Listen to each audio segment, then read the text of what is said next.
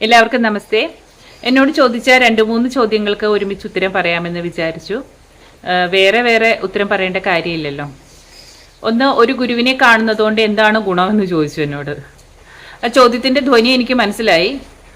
നിങ്ങൾക്ക് ഒരു ഗുരുവ് വേണമെന്ന് തോന്നലില്ലെങ്കിൽ, നിങ്ങളൊരു സീക്കർ അല്ലെങ്കിൽ, ജീവിതത്തിന്റെ രഹസ്യം എന്താണ്, എന്തിനാണ് ഈ ഒടുങ്ങാത്ത കർമ്മ കടലിൽ കിടന്ന് നമ്മളിങ്ങനെ ഉഴലുന്നത്, ജനനം മരണം, അല്ലെങ്കിൽ നമുക്ക് ഒരുപാട് ചോദ്യങ്ങൾ ജീവിതത്തിൽ ഉണ്ടെങ്കിൽ ജീവിതത്തിന്റെ അർത്ഥം എന്താണ് എന്ന് ഒരിക്കലെങ്കിലും നിങ്ങൾക്ക് തോന്നിയിട്ടില്ലെങ്കിൽ, ഇതിനെങ്ങനെ ഒരു വിരാമം ഇടാമെന്ന് നിങ്ങൾക്ക് തോന്നിയിട്ടില്ലെങ്കിൽ, അല്ലെങ്കിൽ ഈ ദുഃഖം എവിടെ നിന്ന് വരുന്നു, ഈ ദുഃഖത്തിനെ അതിജീവിക്കാൻ എന്താണ് മാർഗം എന്നൊന്നും നിങ്ങൾക്ക് തോന്നിയില്ലെങ്കിൽ, നിങ്ങൾ ഒരു ഗുരുവിന്റെ അടുത്ത് പോയിട്ട് ഒരു കാര്യമില്ല.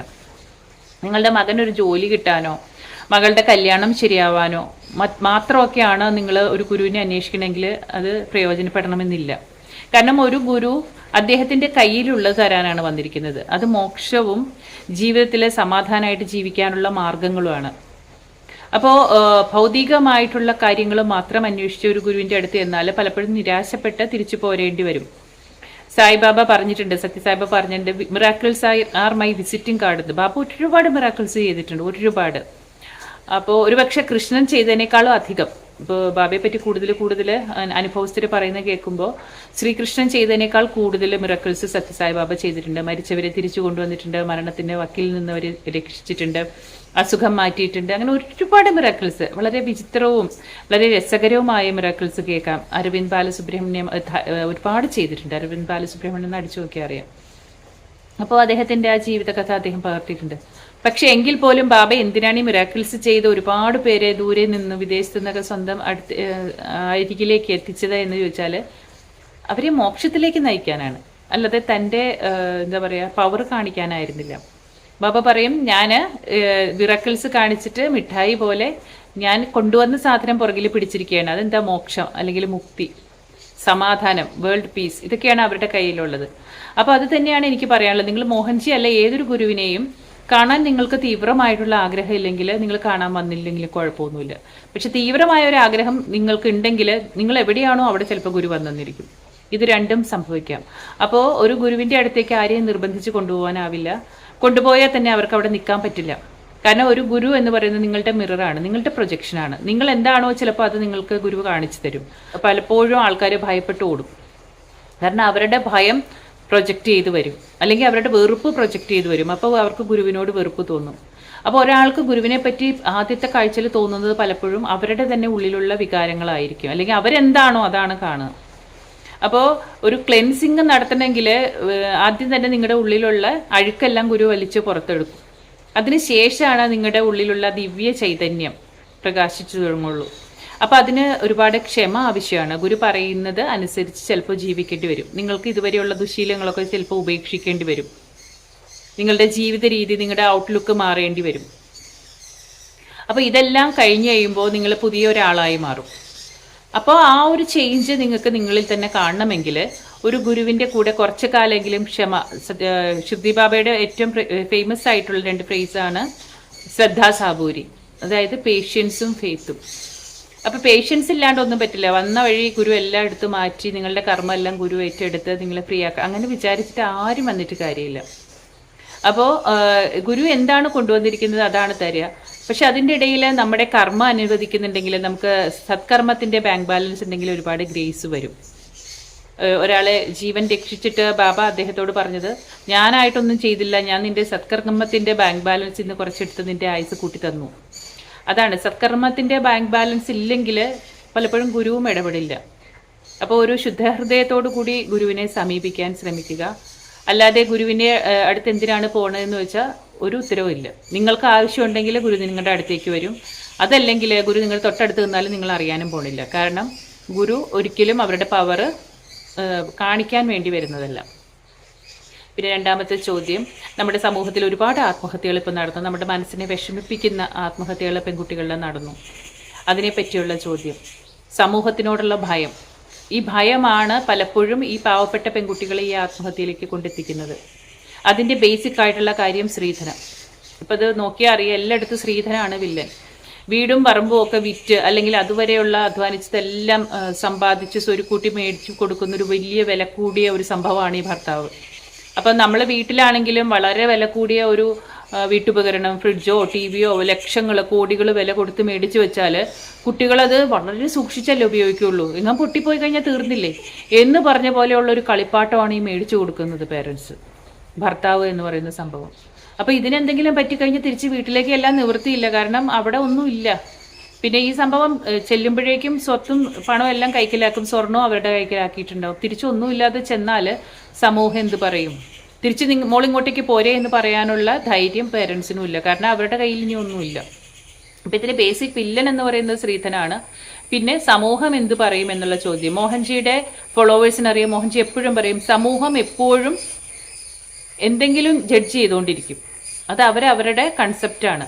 അവരെന്താണോ അതിലാണ് മറ്റുള്ളവരിൽ കാണും. ഇപ്പോൾ ഒരാൾ ഒരു കപ്പും കൊണ്ട് പോവാണ്, വേറൊരാൾ വന്ന് ഇടിച്ചു. അയാളുടെ കപ്പിൽ എന്താണോ ഉള്ളത് അതല്ലേ തുളുമ്പുള്ളൂ. അയാളുടെ കപ്പിൽ ചായയാണുള്ളെങ്കിൽ ആ ചായ തുളുമ്പും, അയാളുടെ കപ്പിൽ കോഫിയാണുള്ളതെങ്കിൽ ആ കോഫി തുളുമ്പും. അപ്പോൾ അവരുടെ ഉള്ളിൽ എന്താണോ ഉള്ളത്, ഏത് സംഭവത്തിലും അവർ ആ ഒരു സ്റ്റാൻഡേർഡിലേ പ്രതികരിക്കുകയുള്ളൂ. അത് അവരുടെ തന്നെ റിഫ്ലക്ഷനാണ്.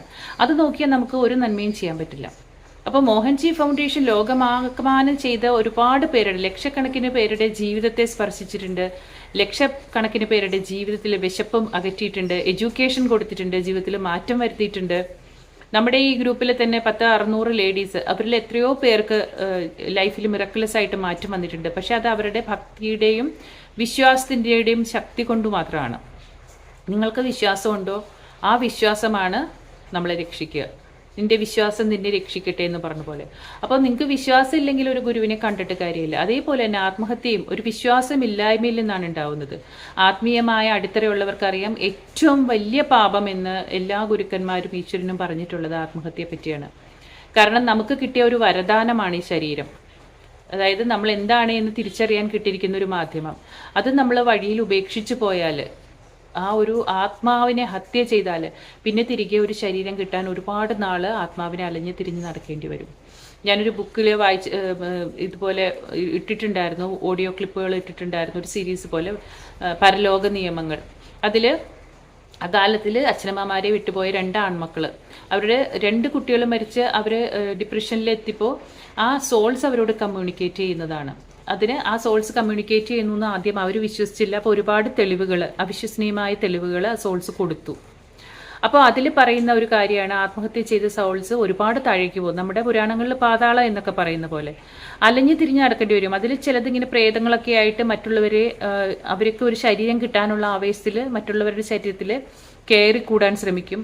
അങ്ങനെ ഒരുപാട് അഭ്യാസങ്ങളൊക്കെ കാണിക്കും. പക്ഷെ അവർക്ക് ഒരിക്കലും ഒരു മോക്ഷം കിട്ടില്ല. ഒരുപാട് നാൾ അവർ ആ ഒരു പാതാളം പോലത്തെ ലോകത്ത് കിടന്ന് സഫർ ചെയ്തതിന് ശേഷമാണ് തിരികെ ഭൂമിയിലേക്ക് വരിക. തിരികെ വരുമ്പോഴാകട്ടെ അവർ ഏത് സാഹചര്യത്തെയാണോ ഉപേക്ഷിച്ചു പോയത് അതിലും മോശമായ ഒരു സാഹചര്യത്തിൽ വരും. കാരണം അവർ പരീക്ഷണത്തിൽ ജയിച്ചില്ല, ഭയപ്പെട്ട് ഓടിപ്പോവുക ചെയ്യുക. ഇപ്പോൾ 2ാം ക്ലാസ്സിലെ പരീക്ഷ എഴുതാതെ ഓടിപ്പോയ ഒരു കുട്ടി കുറേ നാൾ കറങ്ങി തിരിഞ്ഞിട്ട് 2ാം ക്ലാസ്സിൽ വന്ന 3ാം ക്ലാസ്സിലേക്ക് ഇരുത്തുമോ? ഇല്ല, 2ാം ക്ലാസ്സിൽ ഇരുത്തില്ല. നീ പോയി ഒന്നിന്ന് പഠിച്ചിട്ട് വരാൻ പറയും. നീ മറന്നു പോയിട്ടുണ്ടാവും പഠിച്ചൊക്കെ എന്ന ഒരു അവസ്ഥയായിരിക്കും. കാരണം ആത്മഹത്യയുടെ പാപവും കൂടെ കൂടിയിട്ട് കർമ്മങ്ങളുടെ ഭാരം കൂടി വീണ്ടും ജന്മം എടുക്കേണ്ടി വരും. ഒരിടത്തേക്ക് ഒളിച്ചോടാൻ പറ്റില്ല. അപ്പോൾ ഈ ആത്മഹത്യ ഒന്നിനും ഒരു പരിഹാരമല്ല എന്ന് ആത്മീയമായ ബേസ് ഉള്ളവർക്കറിയാം. അപ്പോൾ ഇങ്ങനത്തെ പുസ്തകങ്ങളിൽ പറഞ്ഞിട്ടുണ്ട്, നമ്മുടെ ഗ്രന്ഥങ്ങളിലും പുരാണ ഗ്രന്ഥങ്ങളിലും പറഞ്ഞിട്ടുണ്ട്. അപ്പോൾ ഏതൊരു അവതാരത്തിനാണ് എന്താ പറയുക, ജഡ്ജ്മെൻ്റ് ഇല്ലാതെ കടന്നു പോകാൻ പറ്റിയിട്ടുള്ളത്? ശ്രീകൃഷ്ണനെ പറ്റി എന്തെല്ലാം അപവാദങ്ങൾ പറഞ്ഞിട്ടുണ്ട്. ജീസസ് ക്രൈസ്റ്റിനെ കുരിശിലേറ്റിയിട്ടില്ലേ? ഏതൊരു അവതാരത്തിനാണ്? സത്യസായിബാബയെ പറ്റി ഏറ്റവും അധികം പഴി കേട്ടിട്ടുള്ളത് സത്യസായിബാബയാണ് നമ്മുടെ കാലഘട്ടത്തിൽ. പക്ഷെ അദ്ദേഹം എന്താണ് എന്ന് അറിഞ്ഞവർ വളരെ കുറവാണ്. അത്രയ്ക്കധികം എക്സ്പീരിയൻസ് ഉള്ളവരുണ്ട്, എങ്കിലും നെഗറ്റിവിറ്റിയിൽ മാത്രമേ കണ്ണു പോവുള്ളൂ ആൾക്കാരുടെ. അപ്പോൾ ആ സമൂഹത്തിനെ ഭയന്നിട്ട് കാര്യമില്ല. പെൺകുട്ടികളുടെ പേരൻസും അറിയേണ്ടത് സമൂഹം അല്ലല്ലോ അവരെ വളർത്തി വലുതാക്കി കല്യാണം കഴിച്ചു കൊടുത്തത്. അപ്പോൾ പിന്നെ മറ്റുള്ളവരെന്ത് പറയുമെന്ന് കരുതി ഈ കുട്ടികളെ കുരുതിക്ക് കൊടുക്കേണ്ട കാര്യമില്ല. അവർ എന്തെങ്കിലും പ്രശ്നം പറയുമ്പോൾ തന്നെ ഞങ്ങളുണ്ട് എന്നൊരു ധൈര്യം ഉണ്ടെങ്കിൽ ഈ കുട്ടികൾ ഒരു മുഴം കയറിലൊന്നും ജീവിതം അവസാനിപ്പിക്കില്ലായിരുന്നു. ഈ ഒരു കാലഘട്ടത്തിൽ പോലും എന്താ പറയുക, ഇത്രയും വളർന്ന് പരിഷ്കാരമായി ശാസ്ത്രം വികസിച്ചു എന്നൊക്കെ പറയുമ്പോഴും ഈ പെൺകുട്ടികളുടെ ജീവൻ ഇങ്ങനെ എറിഞ്ഞുടയ്ക്കുന്നത് ഒരു സമൂഹം എന്നുള്ള നിലയ്ക്ക് നമുക്ക് ലജ്ജ നൽകുന്ന ഒരു കാര്യമാണ്. അപ്പോൾ ഈ ശ്രീധനം എന്ന ആ ഒരു റൂട്ടിൽ നിന്നാണ് ഇതെല്ലാം തുടങ്ങുന്നത്. അവർക്ക് തിരിച്ച് വീട്ടിലേക്ക് വരാൻ ഒരു ഇടയില്ലാതായി പോകുന്നത് അതുകൊണ്ടാണ്. അപ്പോൾ അതിനൊരു തടയിടുക എന്നുള്ളതാണ്. രണ്ടാമതായി ഭഗവാനിൽ അല്ലെങ്കിൽ ഗുരുവിൽ വിശ്വസിക്കുക. ഒരു ഗുരു എപ്പോഴും നമ്മുടെ ഉള്ളിലെ ശക്തിയെ ഉണർത്താനാണ് നോക്കുന്നത്. നമ്മുടെ ഗ്രൂപ്പിലെ തന്നെ എത്രയോ സഹോദരിമാർക്ക് ജീവിതത്തിൽ തന്നെ ഒരു മാറ്റം വന്നു ഗുരുവിൽ വിശ്വസിച്ചു തുടങ്ങിയപ്പോൾ. ആ ഒരു ഗ്രേസ് അവനവനിൽ വിശ്വസിക്കാനാണ് ഗുരു പറയുക. ഗുരു ഒരിക്കലും പറയില്ല ഞാനാണ് എല്ലാം ചെയ്യുന്നത്. ഗുരു പറയും നിങ്ങളുടെ ഉള്ളിൽ ആ ശക്തിയുണ്ട്, ആ ശക്തിയെ ഉണർത്താനാണ് ഞാൻ വന്നിരിക്കുന്നതെന്ന്. അപ്പോൾ ഒരു സീക്കറിന് മാത്രമേ ഒരു ഗുരുവിൻ്റെ ആവശ്യമുള്ളൂ, അല്ലാത്തവർക്ക് ഗുരുവിൻ്റെ ആവശ്യമില്ല. നിങ്ങളെ ജീവിതത്തിലെ കിട്ടാത്ത ഉത്തരങ്ങൾക്ക് ഉത്തരം തേടുന്നുണ്ട്, ചോദ്യങ്ങൾക്ക് ഉത്തരം കിട്ടാത്ത ചോദ്യങ്ങൾക്ക് ഉത്തരം തേടുന്നുണ്ടോ, നിങ്ങൾക്കൊരു ഗുരുവിൻ്റെ ആവശ്യമുണ്ട്. അല്ല നിങ്ങൾക്ക് ഭൗതികമായ കാര്യങ്ങളാണോ നല്ലത്, അപ്പോൾ നിങ്ങൾക്കൊരു ഗുരുവിൻ്റെ ആവശ്യമില്ല. നിങ്ങൾക്ക് ഗുരുവിനെ വിശ്വസിക്കാം, വിശ്വസിക്കാതിരിക്കാം, ഗുരുവിനെ കാണാം, കാണാതിരിക്കാം, അതൊക്കെ നിങ്ങളുടെ ചോയ്സാണ്. അതിലാരും ഇടപെടില്ല. പക്ഷെ ഒരു ആത്മീയമായ അടിത്തറ, ഈ പറഞ്ഞ മതി രണ്ടാമത്തെ ചോദ്യത്തിന് ഉത്തരം, ഈ പെൺകുട്ടികൾക്ക് ഇങ്ങനെ സംഭവിക്കുന്നത് ആത്മീയമായ അടിത്തറ ഇല്ലാതെ ആവുമ്പോഴാണ്. അപ്പോൾ എന്താ പറയുക, ഒരു നിമിഷത്തിൻ്റെ ഇപ്പം അതല്ലാതെയും ആത്മഹത്യകൾ നടക്കുന്നുണ്ട്. ഒരു കവയിത്രിയൊക്കെ അടുത്തിടയ്ക്ക് ആത്മഹത്യ ചെയ്തു. അതൊന്നും ആരുടെയും പീഡനം മൂലമല്ല, ഒരു ഡിപ്രഷൻ മൂലമാണ്. അപ്പോൾ പ്രകൃതിയുമായിട്ട് കണക്റ്റഡ് ആയിക്കഴിഞ്ഞാൽ ഡിപ്രഷൻ ഉണ്ടാവില്ല എന്നാണ് പറയുന്നത്. അപ്പോൾ ഈ കുട്ടികൾക്ക് ഭഗവാന്റെ അല്ലെങ്കിൽ ഗുരുവിൻ്റെ ഗ്രേസ് ധൈര്യം കൊടുക്കട്ടെ എന്ന് മാത്രമേ നമുക്ക് പ്രാർത്ഥിക്കാൻ പറ്റുള്ളൂ. കാരണം ഒരു നിമിഷത്തിൻ്റെ ചിന്തയിൽ അവരിങ്ങനെ സ്വന്തം ജീവിതം എറിഞ്ഞുടയ്ക്കുന്നത് കാണുമ്പോൾ നമുക്ക് പ്രാർത്ഥിക്കാൻ മാത്രമേ പറ്റുള്ളൂ. കാരണം അവരുടെ ആ ഒരു ജീവിതത്തിൻ്റെ മൂല്യം മനസ്സിലാവട്ടെ. എന്താ പറയുക, ആ ഒരു ജീവിതം കൊണ്ട് എന്തെല്ലാം നന്മകൾ ചെയ്യാൻ പറ്റുമെന്നുള്ള ചിന്തയിലേക്ക് അവർ പോകട്ടെ എന്ന് മാത്രമേ പ്രാർത്ഥിക്കാൻ പറ്റുള്ളൂ. എല്ലാവർക്കും ഗുരുവായൂരപ്പൻ്റെയും ഗ്രേസ് ഉണ്ടാവട്ടെ എന്ന് പ്രാർത്ഥിക്കുന്നു. കാരണം ഗുരുവായൂരപ്പൻ്റെ ഭക്തരെയൊക്കെ നോക്കിക്കഴിഞ്ഞാൽ അവർ പരീക്ഷണങ്ങളുടെ തീച്ചൂളകളിൽ ഇട്ടിട്ടാണ് ഭഗവാൻ അവരെ ഒരുക്കിയെടുത്തിട്ടുള്ളത്. പൂന്താനാവട്ടെ, കുറൂരമ്മയാവട്ടെ, വില്യമംഗലാവട്ടെ, നമ്മുടെ നാരായണി എഴുതിയ മേൽപ്പത്തൂരാവട്ടെ, എല്ലാവരും ഭഗവാൻ നല്ലപോലെ പരീക്ഷിച്ചിട്ടുണ്ട്. ഭഗവാന്മാരെ പരീക്ഷിച്ചിട്ടുണ്ട്. ശ്രീരാമചന്ദ്രൻ്റെ ജീവിതം നോക്കിയാൽ, സീതാദേവിയുടെ ജീവിതം നോക്കിയാൽ, ലക്ഷ്മണനായിക്കോട്ടെ, പഞ്ചപാണ്ഡവരായിക്കോട്ടെ, ദ്രൗപദി ആയിക്കോട്ടെ, ആരെയാണ് പരീക്ഷിക്കാതിരുന്നിട്ടുള്ളത്?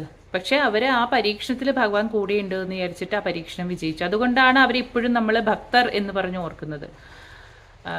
സത്യസായിബാബയുടെ ഏറ്റവും വലിയ അടുത്ത ആളായിരുന്നു കസ്തൂരി. അദ്ദേഹത്തെ പരീക്ഷിച്ച അത്രയും വേറെ ആരെയും പരീക്ഷിച്ചിട്ടില്ല. പക്ഷെ ആ പരീക്ഷണത്തിലും ഇത് ഭഗവാന്റെ പരീക്ഷണമാണ് എന്നുള്ള ബോധ്യത്തോടുകൂടി അവർ അത് മുമ്പോട്ട് ആ ജീവിതം കൊണ്ടുപോയി. അപ്പോൾ ആത്മീയമായ ഒരു അടിത്തറയുടെ ആവശ്യം വരുന്നത് ഇങ്ങനെയൊക്കെയാണ്. അവിടെയാണ് ഒരു ഗുരുവിൻ്റെയും ആവശ്യവും ഗുരുവിൻ്റെ ധൈര്യവും ഒരു ഗ്രേസും ഒക്കെ നമുക്ക് ആവശ്യമായി വരുന്നത്. അപ്പോൾ ഇതാണ് എനിക്ക് പറയാനുള്ളത്. എൻ്റെ ഉത്തരം തൃപ്തികരമായോ ഇല്ലയോ എന്നുള്ളത് നിങ്ങളാണ് തീരുമാനിക്കേണ്ടത്. ഇല്ലെങ്കിൽ നിങ്ങൾക്ക് വീണ്ടും നിങ്ങളുടെ ചോദ്യങ്ങളും അതിൻ്റെ അന്വേഷണവും തുടർന്നുകൊണ്ടിരിക്കാം. നന്ദി, നമസ്കാരം.